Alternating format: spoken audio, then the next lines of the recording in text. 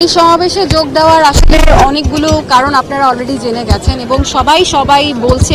আমি আসলে একটা কথা আমি যতজনকে আসলে বলেছি একটা কথাই বলতে চাই যে আসলে আমরা যারা শিল্পী সমাজে কাজ করি আমরা যাতে আমাদের মত প্রকাশের স্বাধীনতা পাই, আমাদের সাথে যাতে ওই ব্যাপারটা আবার না ঘটে যে আমরা যা বলতে চাই অন্যায়ের প্রতিবাদ আমরা করতে পারবো না কারো চাপের জন্য কিংবা কারো ভয়ে আমরা আসলে সত্যি কথা বলতে পারবো না, এটা আমরা চাই না।